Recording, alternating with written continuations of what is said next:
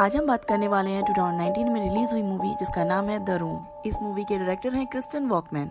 एक इंसान कितना ग्रीडी हो सकता है और उसके क्या कॉन्सिक्वेंसेस हो सकते हैं इस मूवी में बखूबी दिखाया गया है। वीडियो को स्टार्ट करने से पहले अगर अभी तक आपने हमारे चैनल को सब्सक्राइब नहीं किया है तो प्लीज़ सब्सक्राइब कर लीजिए। साथ ही साथ बेल आइकन को ज़रूर दबाइएगा ताकि हमारे आने वाली वीडियो की नोटिफिकेशन आपके पास आ जाए।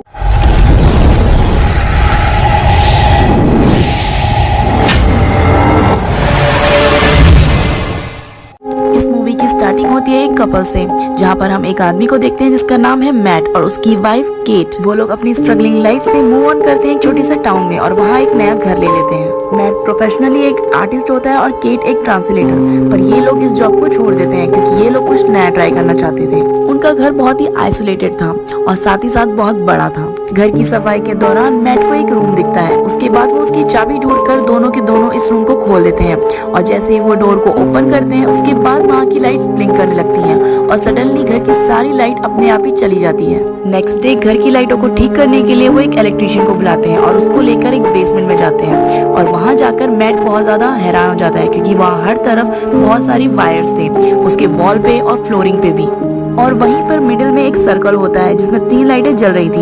ये बहुत ही शॉकिंग होता है क्योंकि घर में कहीं पे भी लाइट नहीं थी, बट यहाँ पर 3 लाइट अपने आप ही जल रही थी और इसका कोई भी रीजन इलेक्ट्रिशियन भी नहीं ढूंढ पाता। और इलेक्ट्रिशियन जाते जाते मैट से ये बात बोल जाता है कि वो बहुत ज्यादा सरप्राइज्ड है कि उसने ये घर खरीदा क्योंकि काफी लंबे समय से ये घर ऐसे ही बंद पड़ा था और इस घर के पहले ऑनर का मर्डर कर दिया गया था। ये चीज सुनकर मैट बहुत ज्यादा डर जाता है। उसे लगता है कि वो एक ऐसे घर में रह रहा है जहाँ पहले ही क्राइम हो चुका है। उसके बाद वो इसके बारे में नेट पे सर्च करता है और उसे पता चलता है कि 1975 में एक लड़के ने यहाँ रह रहे कपल्स का मर्डर कर दिया था और उसके बाद उस लड़के को मेंटल असाइलम ले जाया गया था।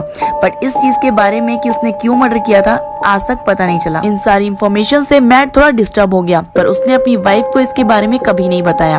उसके बाद वो उसी रूम में जाकर बैठने लगा और थोड़ा डिप्रेस रहने लगा। और दूसरी तरफ कैट बिल्कुल नॉर्मल थी और वो घर का काम करती थी। उन लोगों ने घर में हर जगह छोटे छोटे लैंप जला रखे थे क्योंकि घर में कहीं पे भी लाइट नहीं थी। मैट ने अब धीरे धीरे ड्रिंकिंग भी स्टार्ट कर दी। उसने वहाँ उस रूम में बैठकर एक पूरी बोतल को फिनिश कर दिया। उसके बाद वो ये विश मांगता है कि काश उसके पास एक और बोतल होती और तभी वहाँ पर रखा हुआ लैंप की लाइट अपने आप ही ब्लिंक करने लगती है और थोड़ी देर के लिए वो लाइट चली जाती है। उसके बाद जब वो लाइट आती है तो मैट अपने सामने देखता है एक पूरी की पूरी बोतल। मैट थोड़ा डर जाता है क्योंकि वो कोई सपना नहीं देख रहा था, असल में उसके सामने एक रियल बोतल थी। उसके बाद नेक्स्ट मॉर्निंग होती है, हम देखते हैं केट को उठते हुए। वो देखती है कि घर की सारी लाइट अपने आप ही ब्लिंक हो रही है बार बार। उसके बाद वो अपने हस्बैंड को ढूंढने लगती है और वो ढूंढते ढूंढते उसी रूम में चली जाती है। वो देखती है कि वो रूम पूरा फुल है बहुत सारे सामानों के साथ। वहाँ पर अलग अलग पेंटिंग्स हैं, बहुत सारे ड्रेसेस हैं और बहुत सारी चीजें हैं जो कि उनके पास पहले कभी नहीं थी। उसके बाद मैट उसके पास आकर उसे कुछ पेंटिंग दिखाने लगता है। फिर वो उसे पूरी सच्चाई बता देता है। वो कहता है कि इस रूम में कोई भी विश मांगो वो अपने आप पूरी हो जाती है। शुरू में केट को बहुत ही अजीब लगता है। उसके बाद मैट उसे कहता है एक विश मांगने के लिए, तो केट कहती है कि उसे एक अच्छी सी जॉब चाहिए। तभी मैट उसे कहता है कि ये कोई जॉब नहीं देगी, असल में तुम्हें कोई चीज मांगनी पड़ेगी। उसके बाद केट कुछ पैसे मांगती है। तभी वो लाइट फिर से ब्लिंक होती है और कुछ देर के लिए चली जाती है और जब वो आती है तो उन्हें कॉर्नर में कुछ पैसे मिलते हैं और ये सब देखकर केट भी बहुत ज्यादा शॉक हो जाती है। और फिर ऐसे ही सिलसिला चलने लगता है। वो लोग हर दिन उस रूम में जाकर कुछ न कुछ मांगने लगते हैं। उसके बाद उनके घर में हर जगह शैंपेन, ज्वेलरीज, बहुत सारी ड्रेसेस, फूड, पार्टीज, ड्रग्स, हर चीज उनके सामने होती है। वो जैसे चाहे वो अपनी लाइफ एंजॉय करने लगते हैं और साथ ही साथ उनके पास बहुत सारा कैश भी होता है। बट ये सारी एंजॉयमेंट ज्यादा दिन नहीं चलती। कुछ दिनों बाद केट को बहुत ज्यादा डिप्रेस फील होने लगता है।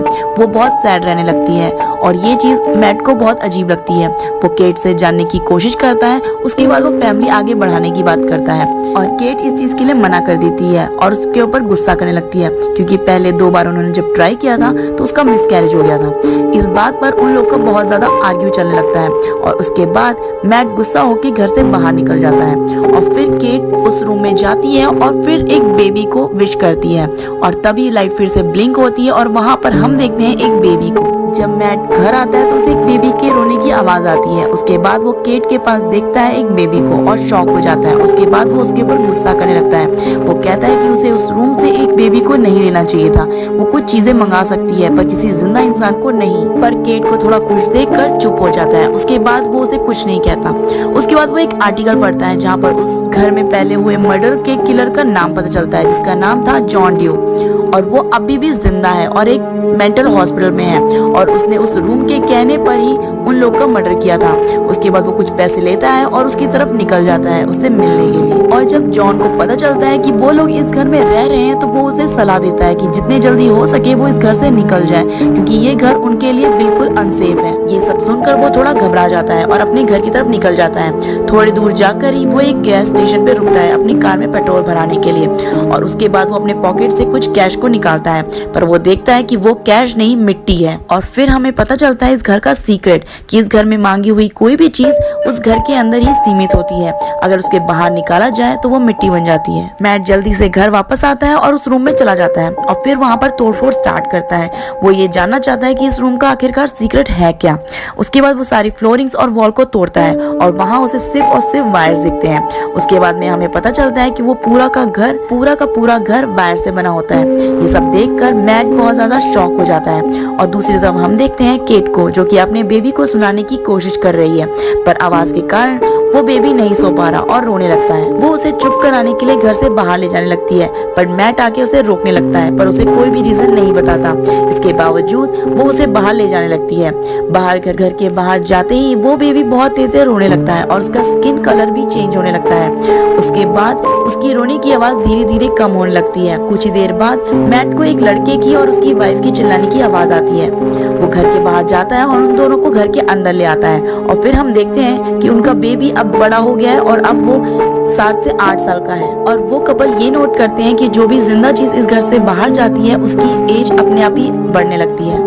केट इस चीज को अपना लेती है और वो अपने बच्चे का ख्याल घर के अंदर ही रखती है। वो उसे बाहर नहीं जाने देती। और दूसरी तरफ मैट इस चीज को अपना नहीं पाता और धीरे धीरे उन लोगों में फाइट स्टार्ट होने लगती है और उनका रिलेशन खराब होने लगता है। वो लोग अब अलग अलग रूम में सोने लगते हैं। केट एक तरफ अपने बच्चे के साथ पूरा दिन एक्सपेंड करती है और दूसरी तरफ मैट अपने रूम में बैठकर ब्लैक एंड व्हाइट पिक्चर बनाता रहता था। एक रात उस बच्चे को नींद नहीं आती। उसके बाद वो घर में टहलने लगता है और ऐसे करते करते वो बेसमेंट में चला जाता है जहाँ उसे वो व्हील दिखता है। उसके बाद उसे उस रूम के बारे में पता चल जाता है कि उसके मॉम डैड ने उसे कैसे बनाया है।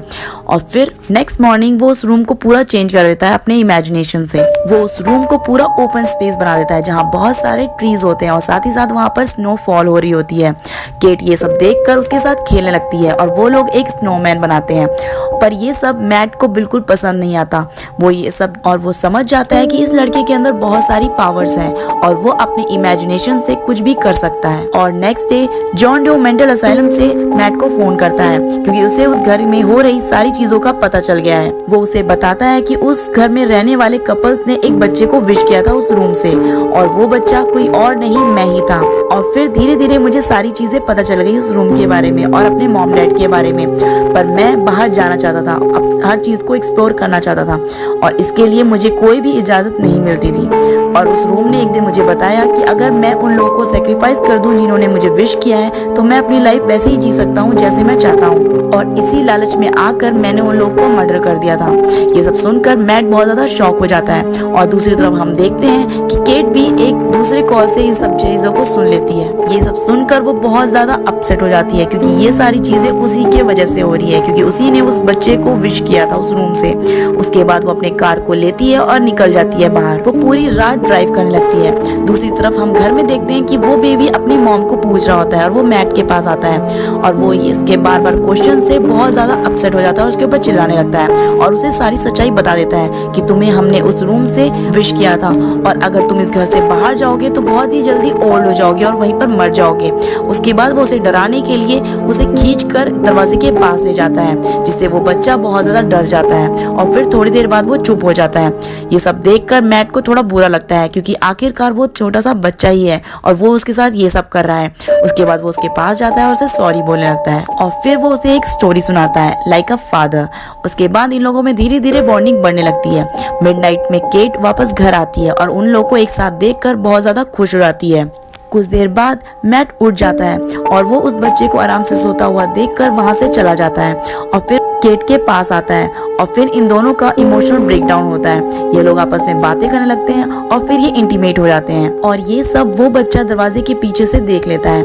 उसके बाद वो अपनी मॉम की तरफ एक अट्रैक्शन फील करने लगता है। नेक्स्ट डे वो उस रूम के पास जाता है और वहां से वो एक 17-18 साल का लड़का बन के निकल के आता है। उसके बाद वो मैट पे हमला कर देता है और उसे मारने की कोशिश करता है और इन सब के बीच केट आ जाती है और उसे लग जाती है और वो वहां पर बेहोश हो जाती है। उसके बाद जब केट उठती है तो वो अपने सामने मैट को देखती है जो कि उसे बताता है कि अब उनका बेटा इस दुनिया में नहीं है। इसके बाद इन लोग का फिर से इमोशनल ब्रेकडाउन होता है। उसके बाद लंच करने के दौरान केट उसे कहती है कि अब वो इस घर में नहीं रह सकती, जिसके बाद मैट उसे कहता है कि अब वो कहीं और जा भी नहीं सकते क्योंकि अभी वो फाइनेंशियल सुटेबल नहीं है। उनके पास ना कोई पैसा है और ना कहीं रहने की जगह। बातों के दौरान केट कुछ चीजें नोटिस करती है। उसे लगता है कि मैट थोड़ा अजीब सा बिहेव कर रहा है। उसके बाद उसे पता चलता है कि ये मैट नहीं है, उसका बेटा है जिसने अपने पावर से मैट का रूप ले लिया है और साथ ही साथ उस रूम को अपने घर जैसा ही बना दिया है। दूसरी तरफ रियल घर में मैट उठता है और फिर वो उन लोगों को पूरे घर में ढूंढने लगता है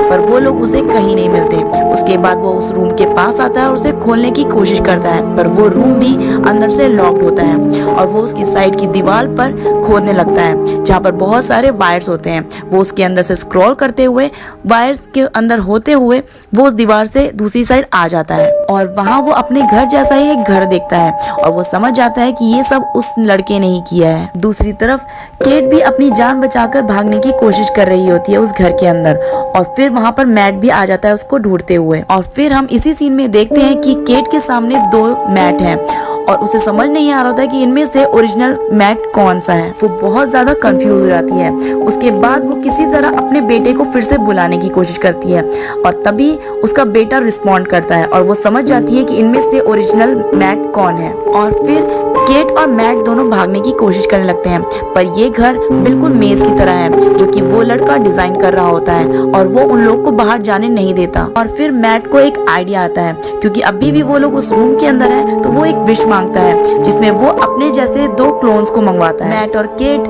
उन दोनों क्लोन्स को उस गेट के सामने रख देते हैं ताकि वो लड़का इस चीज से कंफ्यूज हो जाए और उन लोग के पास मौका हो इस रूम से निकलने का। थोड़ी देर बाद वो लड़का वहाँ आ जाता है और मैट के ऊपर हमला कर देता है और फिर वो दरवाजे के बाहर देखता है ओरिजिनल मैट और केट को जो कि उस रूम से बाहर निकलने ही वाले होते हैं। वो उसका पीछा करता है और उनकी तरफ भागने लगता है पर वो तब तक उस रूम से निकलकर ओरिजिनल घर में पहुंच जाते हैं। घर के बाहर होने की वजह से उस लड़के की एज बहुत जल्दी बढ़ने लगती है और वो फिर धीरे धीरे बूढ़ा हो जाता है और फिर मर जाता है। इन सब इंसिडेंट के बाद वो लोग इस घर को छोड़ने का फैसला करते हैं और वो लोग शिफ्ट हो जाते हैं एक मोटेल में। और कुछ दिनों बाद केट को पता चलता है कि वो प्रेग्नेंट है और तभी उसके रूम की लाइट्स अपने आप ब्लिंक करने लगती हैं विच मीन जो भी डेमोनिक पावर है वो उनके बच्चे का रूप ले चुका है। और ऐसे ही कहानी आगे कंटिन्यू होती है। और आपको ये वीडियो कैसी लगी हमें जरूर बताइएगा। साथ ही साथ अभी तक आपने हमारे चैनल को सब्सक्राइब नहीं किया है तो प्लीज सब्सक्राइब कर लीजिए और अपने फ्रेंड्स और फैमिली के साथ इसे जरूर शेयर कीजिए। Thank you so much.